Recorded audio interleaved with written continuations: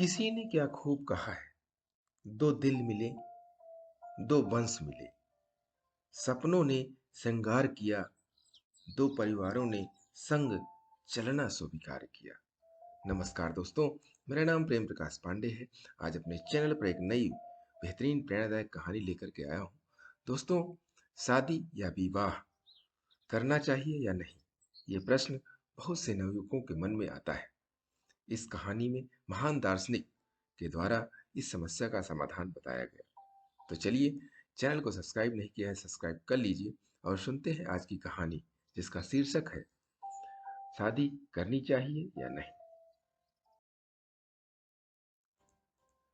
दार्शनिक सुकरात के कई शिष्य थे। उनमें से एक शिष्य इस पसोपेश में था कि उसको शादी करनी चाहिए या नहीं। उसने अपने मित्रों, रिश्तेदारों, सगे संबंधियों, परिचितों और बुजुर्गों सभी से अपने अपने ढंग से सलाह ली। किसी ने कहा कि शादी कर लेना और घर बसा लेना, इससे जीवन व्यवस्थित हो जाएगा। वो अपनी बात के पक्ष में तरह तरह की दलीलें देते थे। दूसरी तरफ कुछ लोग ऐसे भी थे जो उसको शादी न करने की सलाह देते थे और कहते थे कि शादी में झंझट ही झंझट है, इसको करने से ज्यादा इसको निभाने में है।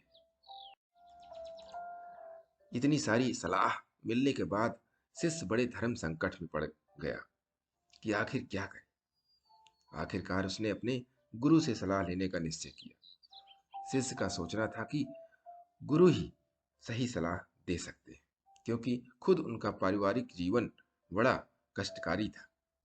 इसीलिए वह ज्यादा व्यवहारिक और सही सलाह दे सकते हैं। शिष्य सुकरात से सलाह लेने आया। सुकरात ने कहा कि उसको शादी कर लेनी चाहिए। शिष्य यह सुनकर बहुत हैरान हुआ और उसने कहा कि आपका पारिवारिक जीवन तो ठीक नहीं है और आपकी पत्नी भी बहुत झगड़ालू है और उसने आपका जीना दूभर कर दिया है, फिर भी आप मुझको शादी करने की सलाह दे रहे हैं।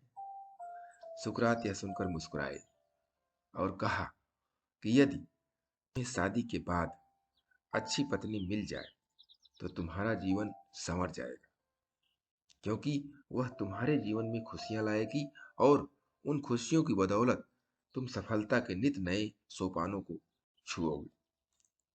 और यदि मेरी पत्नी जेथिफ की तरह कर्कश पत्नी मिल गई तो तुम्हारे जीवन में इतनी समस्याएं हो जाएंगी कि तुम मेरी तरह दार्शनिक बन जाओगे। यानी कुल मिलाकर शादी किसी भी तरह से घाटे का सौदा नहीं है। तो दोस्तों, आपने देखा कि सुकरात जी ने कैसे शादी के लिए अपने सकारात्मक सोच को सामने रखा। इस कहानी से समझने की बात यही है कि जब भी आप कोई बातचीत करें, देखें, समस्या आए सामने, तो उसको सकारात्मक तरीके से हल करना चाहिए। उसमें कमियां ढूंढ करके आप आगे नहीं बढ़ सकते हैं। आप अपने जीवन को सरल और सुंदर बनाएं, इसके लिए आपको सकारात्मक सोच रखनी पड़ेगी। और इसके लिए प्रतिदिन सुबह 5:30 बजे एक नई कहानी, एक नई उमंग से करें दिन की शुरुआत।